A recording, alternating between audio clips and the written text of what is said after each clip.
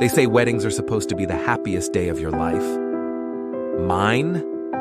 It was a business transaction. No flowers, no music, no vows about forever, just a pen and a contract that said I'd be married for 6 months. The bride? Olivia Bennett. Sharp mind, sharper tongue.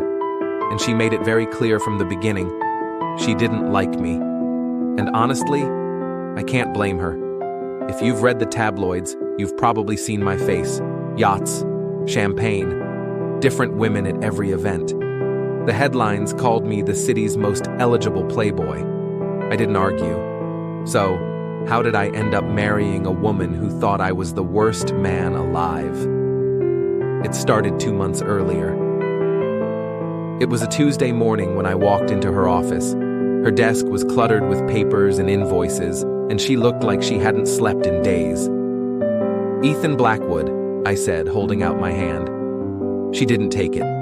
Instead, she looked me over like she was trying to figure out what game I was playing. "What do you want?" she asked. Straight to the point. I liked that. "I want to marry you," I said. She laughed. Not the warm kind. The kind that says this guy has lost his mind. "You're joking." I shook my head. 6 months. We sign a contract. You save your father's company. I deal with my family situation. "And why me?" she demanded. "Because you're the only woman my father trusts," I said, "and the only one who wouldn't fall in love with me." Her eyes narrowed. "You think very highly of yourself, don't you?" I smiled. "Only when I'm right." She said no. I walked away, figuring that was the end of it.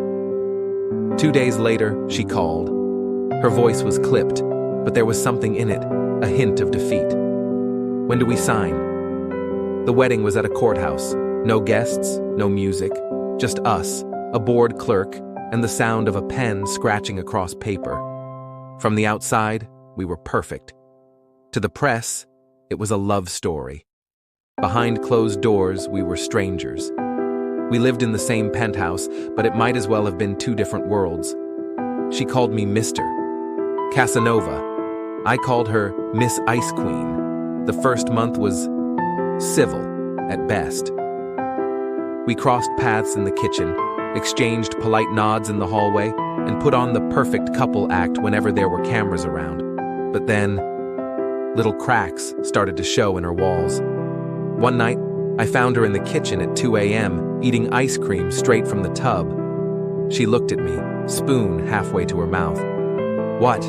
she said. I shrugged. "Didn't know ice queens liked chocolate fudge." She rolled her eyes. But I saw it, the smallest twitch at the corner of her mouth. She was trying not to laugh. By the 3rd month, things shifted. We started having breakfast together. She'd make tea, I'd make coffee. She'd complain about my burnt toast. I'd tease her about how she hogged the balcony. And then there was that rainy Friday night. She came home soaked, hair plastered to her face, shivering. I didn't say anything, just grabbed a blanket and wrapped it around her shoulders. Her eyes met mine, softer than I'd ever seen them. "Thanks," she whispered.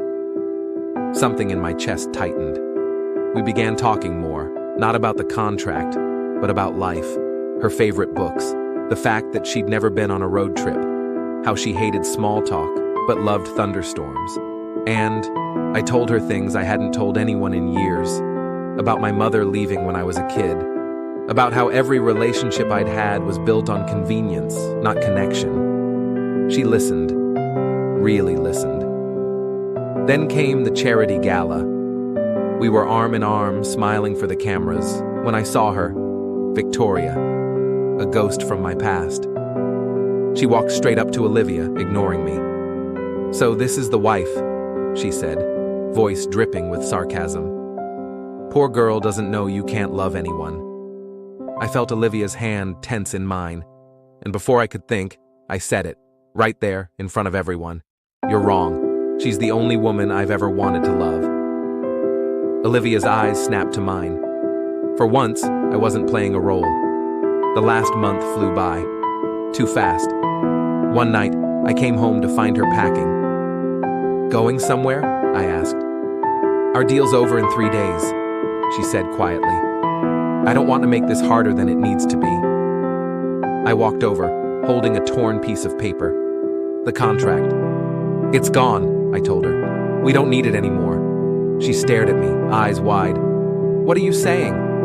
I'm saying I don't want 6 months. I want the rest of my life. For a moment, she didn't move. Then, she dropped the suitcase and stepped into my arms.